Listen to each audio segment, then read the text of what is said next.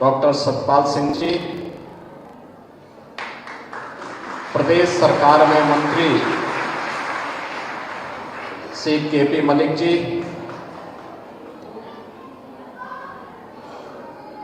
हमारे नाथ संप्रदाय के जो प्रमुख संत हैं उनमें 12 के श्री महंत कृष्णनाथ जी, 18 के श्री महंत समुद्रनाथ जी, जूनागढ़ गुजरात और पेवा हरियाणा दोनों जगह पर श्री महंत के रूप में अपनी सेवाएं दे रहे हैं श्री महंत शेरनाथ जी महाराज, बेगबारा पंथ योगी महासभा नाथ पंथ से जुड़े हुए और खड़दर्शन संप्रदाय से जुड़े हुए सभी हमारे योगी सन्यासी और पूज्य संतजन, इस पूरे कार्यक्रम के आयोजक श्री महंत योगी अर्जुननाथ जी, आयोजन समिति से जुड़े हुए सभी श्रद्धालुजन, उपस्थित सभी माताएं, नौजवान साथियों, बागपत की धरती महाभारत कालीन धरती के रूप में जानी जाती है। कहते हैं भगवान श्री कृष्ण ने जिन 5 गांवों को मांगा था उनमें से बागपत भी एक था, और इसी जनपद के इस बड़ौद क्षेत्र में आज बाबा गोरखनाथ आश्रम में श्रीमद् भागवत महापुराण की इस पावन कथा का शुभारंभ इस भव्य सभागार में प्रारंभ करने का सौभाग्य मुझे प्राप्त हुआ है। इसके लिए योगी अर्जुननाथ जी को और उनके साथ के सभी योगेश्वर जितने श्रद्धालु भक्त हैं उन सबको हृदय से धन्यवाद देते हुए आप सबका मैं अभिनंदन करता हूं।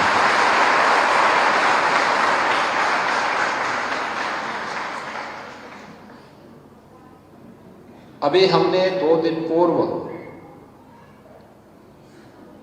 विजयादशमी के महापर्व को पूरे उत्साह उमंग के साथ में,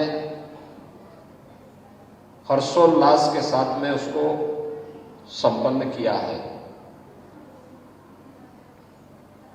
भारत के अंदर पर्व और त्योहारों की जो परंपरा है ये उत्साह और उमंग की है। इसमें शोक के लिए कोई जगह नहीं है, दुख के लिए कोई जगह नहीं है, उत्साह और उमंग के लिए है। हमने सकारात्मक सोच के साथ भारत की परंपरा को सदैव एक सकारात्मक भाव के साथ आगे बढ़ाने का कार्य किया। यह भारतीय ऋषि परंपरा की साधना और सिद्धि का परिणाम है। अच्छा सोचो, अच्छा करो, परिणाम अच्छा ही आएगा, और उस अच्छे के लिए ही ये सब कार्य हुए हैं। सत्य, धर्म और न्याय की विजय का पर्व है विजयादशमी। प्रभु श्री राम की रावण पर विजय के फलस्वरूप पूरे भारतवर्ष में और दुनिया में जहां कहीं भी सनातन धर्मावलंबी रहता है वह इस पर्व और त्योहार के साथ जुड़ करके इस उत्साह और उमंग का आनंद लेता है। इस धरती का यह सौभाग्य है, इसने भारत के इतिहास को बनाया है, भारत के इतिहास को बनते हुए देखा है, उसके साथ आगे बढ़ा है।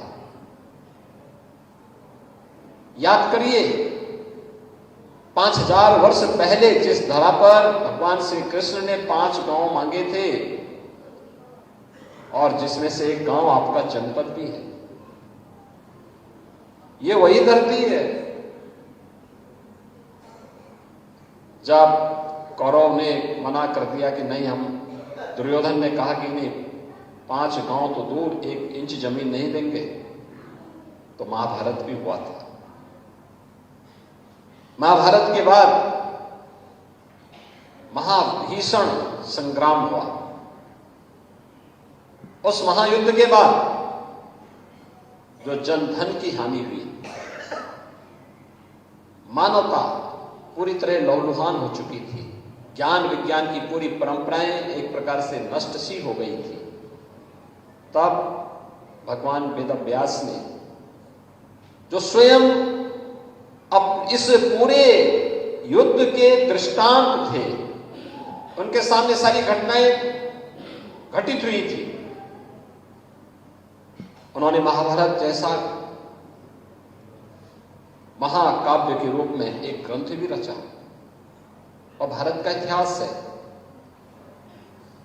और उस कालखंड में उन्होंने इस बात की घोषणा भी की कि धर्म, अर्थ, काम और मोक्ष से जो 4 मानवीय पुरुषार्थ हैं, इनसे संबंधित दुनिया में जहां कहीं भी कुछ है, वह सब इस ग्रंथ में है, और जो इस ग्रंथ में नहीं वह अन्यत्र कहीं नहीं। धर्मे अर्थे च कामे च मोक्षे च भर्तर्षभ यदि हास्ति त्वदन्यत्र यन्ने हास्ति न त्वक्वचित्। जो यहां नहीं वो अन्यत्र कहीं नहीं। यह भारत का ही कोई ऋषि कर सकता है, ये दावा कोई ऋषि ही इस बात की कर सकता है। यानी जो मैं लिख रहा हूं वही दुनिया में है, और जो दुनिया में है वो सब इसमें है, लेकिन जो इसमें नहीं है वो अन्यत्र कहीं नहीं मिलेगा। ये भारत का कोई वेदव्यास जैसा नहीं। और कहते हैं कि जो उनकी अंतिम रचना थी वह थी श्रीमद् भागवत महापुराण। उन्होंने वेदों को एक संयोजन किया, सर्वसुलभ बनाने का रास्ता प्रशस्त किया। 18 पुराण रचे, भारत की पौराणिक व्यवस्था को लिपिबद्ध करने का कार्य भी किया। और महाभारत युद्ध के बाद सबसे पहले जब उस उलझन में थे, जिनके सामने पूरा कुरुवंश नष्ट हो गया हो, कितने व्यथित उनका मन रहा होगा, उनका अंतःकरण रहा होगा। और इसीलिए श्रीमद् भागवत महापुराण की रचना उनको करनी पड़ी, स्वयं की शांति के लिए, अपने अंतःकरण की शांति के लिए, और आने वाले मानवता के कल्याण के लिए। श्रीमद् भागवत महापुराण की यह कथा एक ज्ञान यज्ञ भी है, क्योंकि यह मोक्ष से जुड़ी हुई कथा है, मुक्ति से जुड़ी हुई कथा है। हम धाम दर्शन करने जाते हैं इसलिए जिससे मुक्ति का मार्ग प्रशस्त हो सके। हम लोग तीर्थों में जाते हैं इसलिए हमें मुक्ति मिल सके। हम कोई दान करते हैं इसलिए हमें मुक्ति मिल सके। हम कोई यज्ञ करते हैं इसलिए हमें मुक्ति मिल सके। मुक्ति मोक्ष का ही पर्याय है, और मोक्ष का मतलब, मुक्ति का मतलब, जिस संकल्प के साथ हम पढ़े हैं उसमें पारंगत होना, पास हो जाना। अलग अलग श्रेणी के व्यक्ति के लिए मुक्ति की अलग अलग व्याख्या हो सकती है। एक सन्यासी के लिए जन्म मरण के बंधन से सर्वथा मुक्त हो जाना, एक सद्गृहस्थ के लिए उसके द्वारा किए गए सत्कर्मों का अच्छा फल उसे प्राप्त हो जाए, एक सरकारी कर्मचारी के लिए अच्छा काम उसने किया है, उसका प्रमोशन समय पे हो जाए, एक विद्यार्थी के लिए उसने मेहनत की तो उसकी मेहनत का परिणाम उसके अनुकूल आ जाए। यही मुक्ति का प्रयास, यही मुक्ति का अवसर है, मोक्ष। और श्रीमद् भागवत महापुराण की कथा उसी ज्ञान यज्ञ से जुड़ा हुआ मुक्ति का मोक्ष प्रदान करने वाला ग्रंथ है। ज्ञान, भक्ति और वैराग्य, ये तीनों इस पवित्र ग्रंथ में भरे पड़े हैं। और याद रखना, पहली कथा भी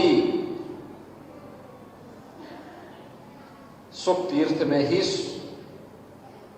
भगवान सुखदेव ने सुनाई थी राजा परीक्षित को। जन्मेजय के यज्ञ के फलस्वरूप ये कथा वहां पर उस रूप में प्रस्फुटित होती है। अभी पिछले दिनों मुझे सुख तीर्थ में भी जाने का सौभाग्य प्राप्त हुआ था। गंगा जी की पूरी धारा को ही हम वहां लेकर के चले गए हैं। सुख तीर्थ हजारों वर्षों की जो तमन्ना थी आज वो वहां पूरी हुई है। और आज यहां पर योगी अर्जुन नाथ जी ने इतनी बड़ी संख्या में संतों को, योगेश्वरों को, इतनी बड़ी संख्या में श्रद्धालु जनों को, इतनी बड़ी संख्या में माताओं को, बाहर भी भारी संख्या में लोग खड़े हैं। मैं तो ये सोच रहा था कि मैं नवरात्रि और विजयादशमी के बाद में बागपत में जल्दी जा रहा हूं। ऐसा तो नहीं है कि लोग आए नहीं होंगे, मैं वहां अकेले रहूं। लेकिन यहां आकर के मुझे बहुत अच्छा लगा कि इतनी बड़ी संख्या में लोग आए हैं। कथा के प्रति लोगों के मन में अनुराग है। दूसरा एक योगी कैसे जंगल में मंगल कर देता है, योगी अर्जुन नाथ जी ने करके दिखा है। 256 किलो का घंटा तो हम लोगों ने बाहर अभी उसको बजाया ही। भारत की परंपरा में घंटा यह जागरण का प्रतीक होता है।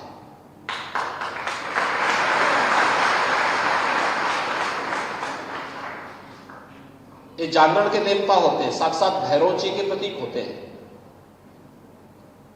पूजा बिना घंटी के नहीं बच होती। ये मान्यता है जहां तक उसकी आवाज जाएगी कष्टों को हरने की सामर्थ्य रखती है, हर प्रकार की विघ्न बाधाओं को दूर करता है, नकारात्मकता को भगाता है। उसकी अपनी विशिष्ट ध्वनि निकलती है। यहां पर 2019 में योगी अर्जुन नाथ जी मेरे पास आए थे। उस समय नौ दुर्गा मंदिर की मूर्ति प्राण प्रतिष्ठा का कार्यक्रम इनके यहां पे था। मैं समय नहीं दे पाया।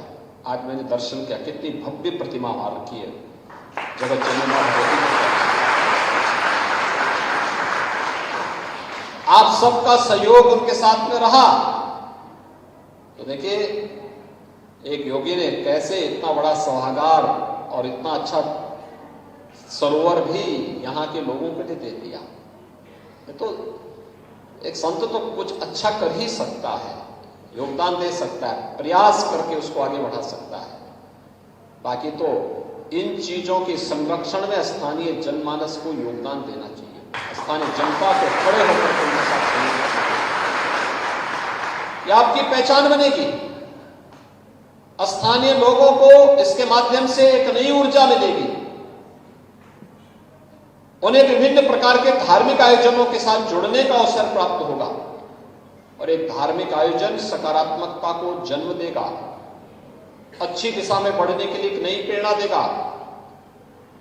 धन धान्य से इस क्षेत्र में खुशहाली आएगी, अव्यवस्था और अराजकता समाप्त होगी और यही तो जीवन का उद्देश्य है।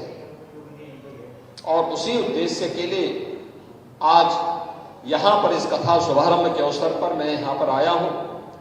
मुझे आज के इस अवसर पर योगी अर्जुन नाथ जी को मैं धन्यवाद देता हूं। कथा वाचिका के रूप में देखिए एक विदुषी यहां पर श्रीमद् भागवत महापुराण की कथा की वाचिका के रूप में आपके सम्मुख बैठे।